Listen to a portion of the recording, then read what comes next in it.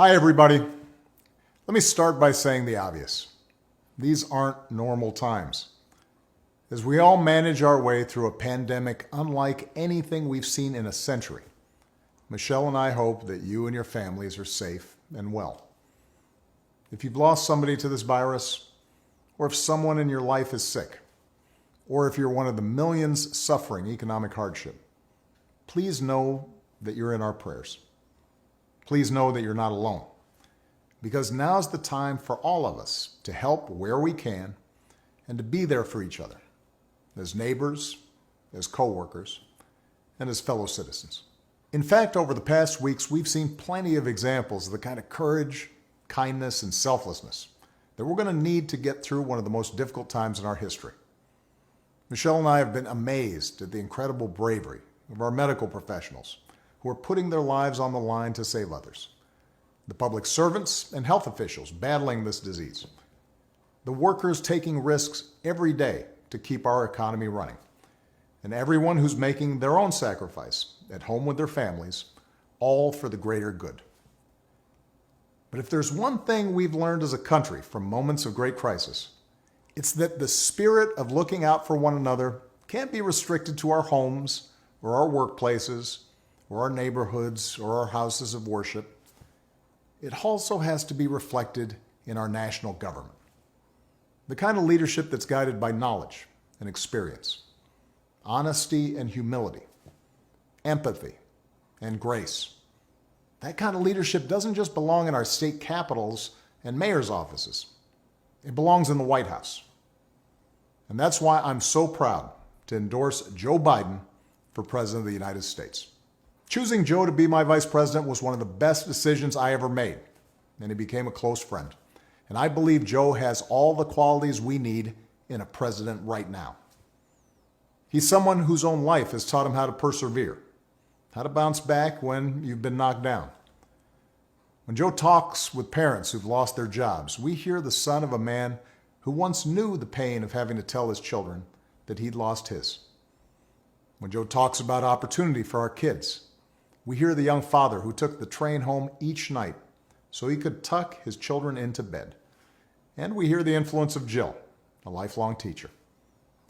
When Joe talks to families who've lost a hero, we hear another parent of an American veteran, a kindred spirit, somebody whose faith has endured the hardest loss there is. That's Joe. Through all his trials, he's never once forgotten the values or the moral fiber that his parents passed on to him and that made him who he is. That's what steels his faith in God, in America, and in all of us. That steel made him an incredible partner when I needed one the most. Joe was there as we rebuilt from the Great Recession and rescued the American auto industry. He was the one asking what every policy would do for the middle class and everyone striving to get into the middle class. That's why I asked him to implement the Recovery Act, which saved millions of jobs and got people back on their feet. Because Joe gets stuff done. Joe helped me manage H1N1 and prevent the Ebola epidemic from becoming the type of pandemic we're seeing now. He helped me restore America's standing and leadership in the world on the other threats of our time, like nuclear proliferation and climate change. Joe has the character and the experience to guide us through one of our darkest times and heal us through a long recovery.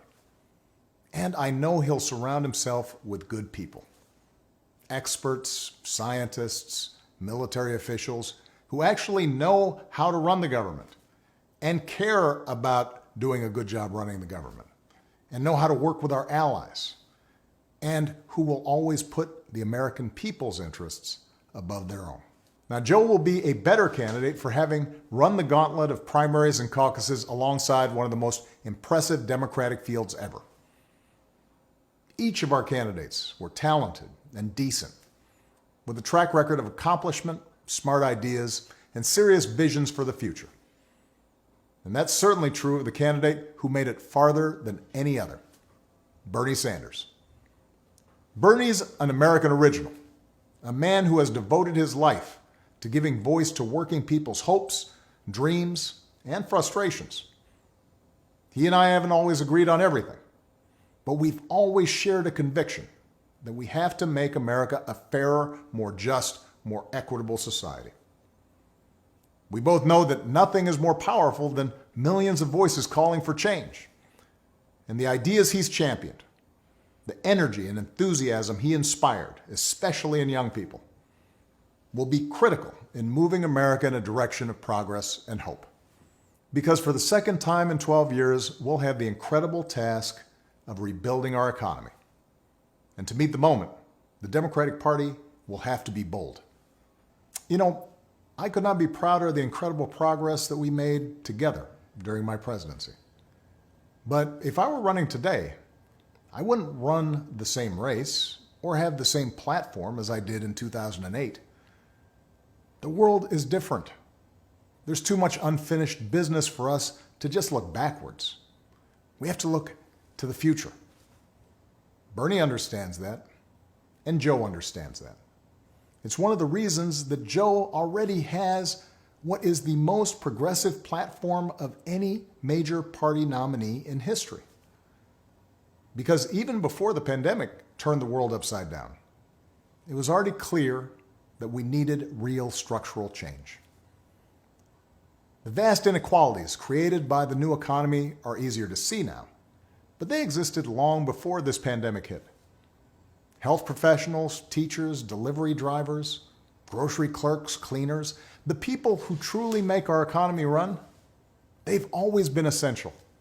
And for years, too many of the people who do the essential work of this country have been underpaid, financially stressed, and given too little support. And that applies to the next generation of Americans. Young people graduating into unprecedented unemployment. They're going to need economic policies that give them faith in the future and give them relief from crushing student loan debt. So we need to do more than just tinker around the edges with tax credits or underfunded programs. We have to go further to give everybody a great education, a lasting career, and a stable retirement. We have to protect the gains we made with the Affordable Care Act, but it's also time to go further.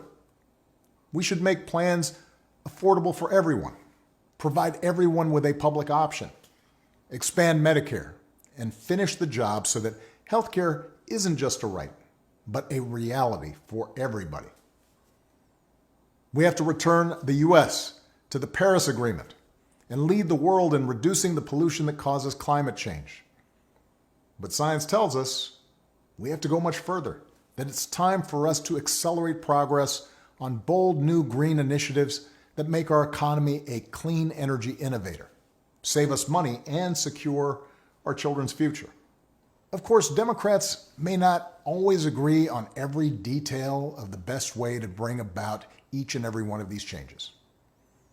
But we do agree that they're needed. And that only happens if we win this election. Because one thing everybody has learned by now is that the Republicans occupying the White House and running the U.S. Senate are not interested in progress. They're interested in power. They've shown themselves willing to kick millions off their health insurance and eliminate pre-existing condition protections for millions more, even in the middle of this public health crisis, even as they're willing to spend $1 trillion on tax cuts for the wealthy. They've given polluters unlimited power to poison our air and our water and denied the science of climate change, just as they denied the science of pandemics. Repeatedly, they've disregarded American principles of rule of law and voting rights and transparency, basic norms that previous administrations observed regardless of party, principles that are the bedrock of our democracy. So our country's future hangs on this election, and it won't be easy. The other side has a massive war chest. The other side has a propaganda network with little regard for the truth. On the other hand, pandemics have a way of cutting through a lot of noise and spin to remind us of what is real and what is important. This crisis has reminded us that government matters. It's reminded us that good government matters, that facts and science matter, that the rule of law matters, that having leaders who are informed and honest and seek to bring people together rather than drive them apart, those kind of leaders matter. In other words, elections matter. Right now, we need Americans of goodwill to unite in a great awakening against a politics that too often has been characterized by corruption, carelessness, self-dealing, disinformation, ignorance, and just plain meanness. And to change that, we need Americans of all political stripes to get involved in our politics and our public life like never before.